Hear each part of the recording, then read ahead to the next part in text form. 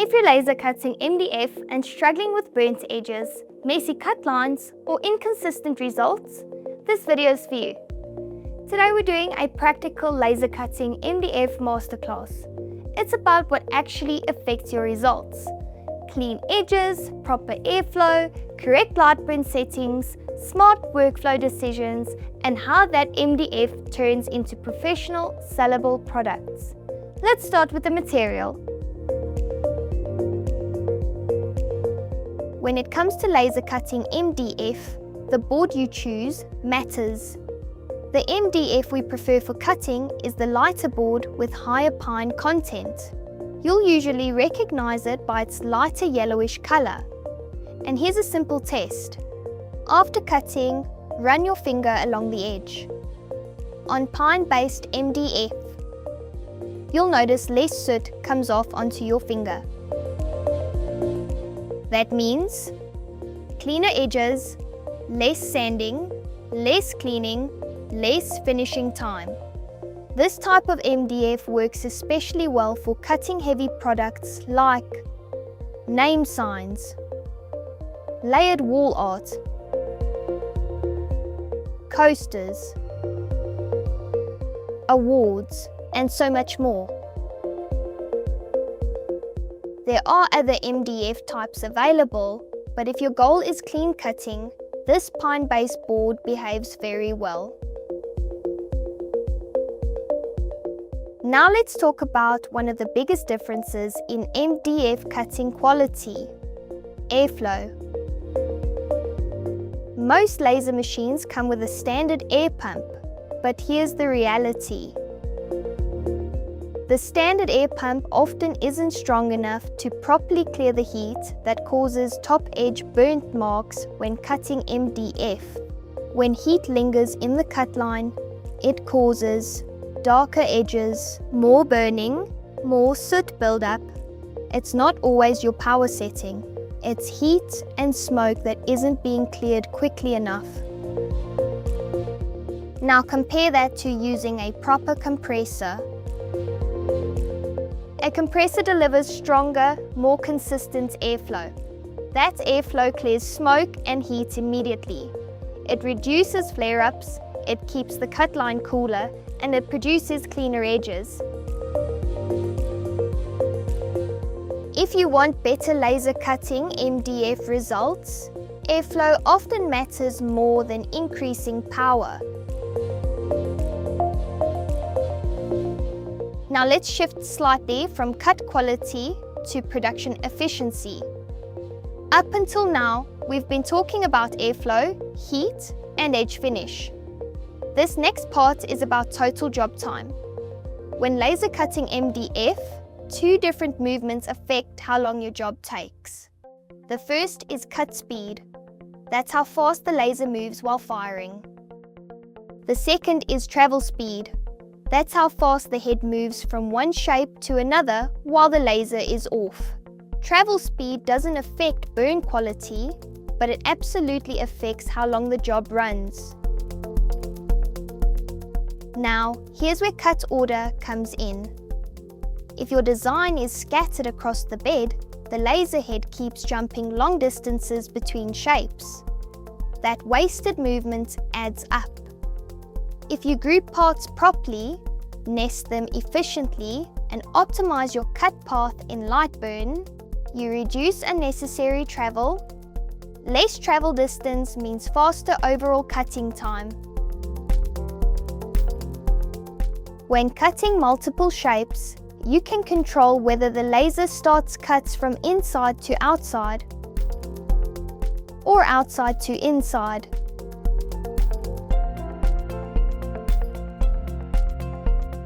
The start point of the laser beam often has a slightly stronger initial pulse.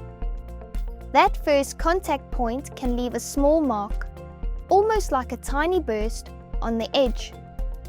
If you look closely at some finished cuts, you can actually see where the laser started.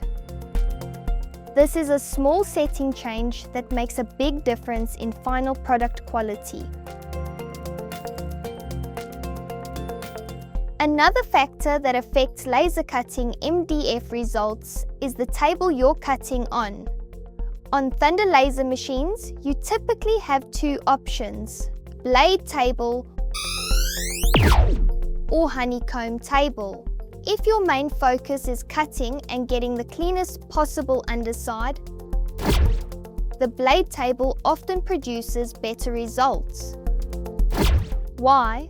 Because the MDF rests on narrow support blades, there's less surface contact underneath.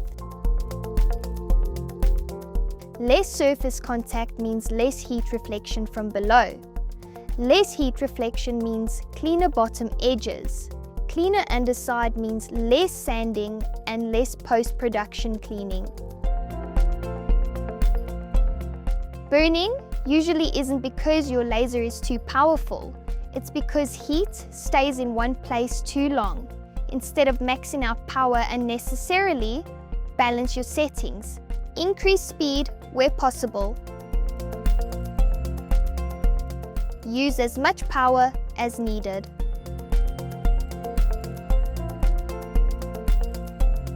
Maintain proper focus height. Keep your optics clean. When heat exposure time is controlled properly, edge quality improves significantly. Now let's talk about machine power. Tube wattage makes a real difference when laser cutting MDF. Smaller desktop machines can cut MDF well, especially thinner boards like 3mm or 6mm. But when you move into larger cabinet machines like the Thunder Nova 51 or Nova 63, you're working with more cutting power. The Nova 51 is typically fitted with a 100-watt tube. The Nova 63 is fitted with a 130-watt tube.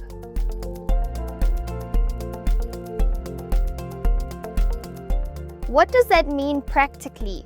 It means stronger cutting capability.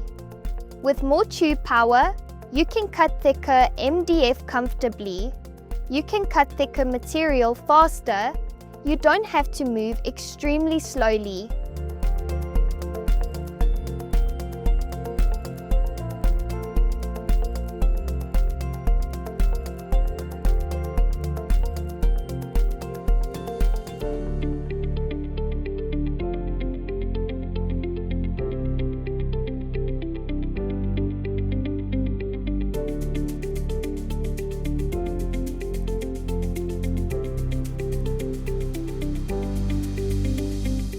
Now let's talk about Veneered MDF.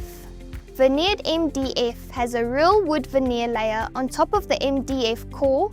You don't need Veneered MDF to start a business. Standard MDF works perfectly for painted or production work. But Veneered MDF instantly upgrades the appearance. It's ideal for award trophies, coasters, beautiful layered wall art and more. When you combine the right MDF, strong airflow, correct LightBurn cut order, blade versus honeycomb workflow, balanced speed and power, the right machine power. You can produce products like layered wall art, custom name signs, puzzles, art and craft, modern key holders and more. Clean cuts reduce sanding. Less sanding saves time. Save time improves margins. That's how technical laser cutting knowledge becomes business advantage. If you'd like to see this in action, bring your MDF to a Max Laser demo and we'll test it together.